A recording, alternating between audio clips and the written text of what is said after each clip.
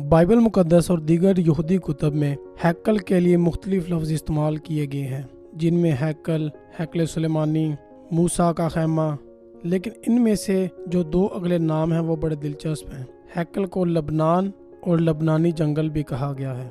अगर ज़करिया की किताब उसका 11वां बाब और उसकी पहली आयत देखें तो वहाँ पर हैकल को लबनान और पहला सलातीन 10 बाब की 17 आयत में हैकल को लबनानी जंगल भी कहा गया है। लेकिन सवाल ये पैदा होता है कि हैकल को लबनान क्यों कहा गया है। अगर ज़करिया उसका 11वां बाब और उसकी पहली आयत देखें तो वहाँ पर लिखा है, ए लबनान तो अपने दरवाज़ों को खोल दे ताकि आग तेरे देवदारों को खा जाए। यहाँ पर हैकल के लिए लफ्ज़ आया है लबनान।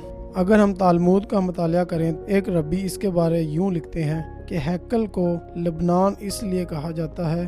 अगर लबनान का मतलब देखें तो वो है वाइट या सफ़ेद, और यहूदी इसीलिए हैकल के लिए लफ्ज़ लबनान इस्तेमाल करते थे क्योंकि उनका ईमान था कि जब वो हैकल में जाते हैं तो उनके गुनाह धुल जाते हैं और वो सफ़ेद यानी कि पाक दामन हो जाते हैं। इसी वजह से हैकल को लबनान कहा जाता था। और अगर पहला सलातीन 10 बाब की 17 आयत पढ़ें तो वहाँ पर हैकल को लबनानी जंगल भी कहा गया है। 10 की 17 में यूँ लिखा है, और उसने गड़े हुए सोने की 300 सिपरें बनाई, एक एक सिपर में 1.5 सेर सोना लगा, और बादशाह ने उनको लुबनानी बन के घर में रखा। बन का मतलब होता है जंगल, और अगर इंग्लिश बाइबल पढ़ें तो वहाँ पर वाज़ा तौर पर फॉरेस्ट लिखा है, यानी कि हैकल को जंगल कहा गया है।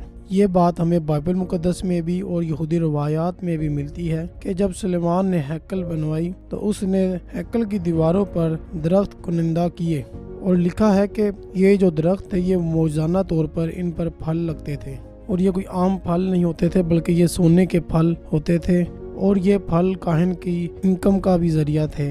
ज़बूर 72 की 16 आयत में लिखा है, ज़मीन में पहाड़ों की चोटियों पर अनाज की अफरात होगी, उसका फल लुबनान के दरख्तों की तरह चूमेगा। यहाँ पर वाज़ह तौर पर हमें मिल जाता है कि हैकल में जो दीवारों पर दरख्त थे उन पर सचमुच में मौजाना तौर पर फल लगते थे।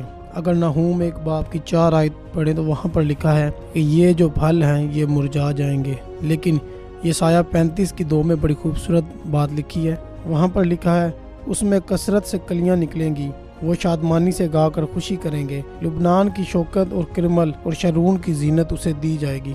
यानी कि यहाँ पर बहाली की तरफ इशारा है कि एक दिन ये हैकल बहाल होगी और मौजाना तौर पर वही फल लगना शुरू हो जाएंगे।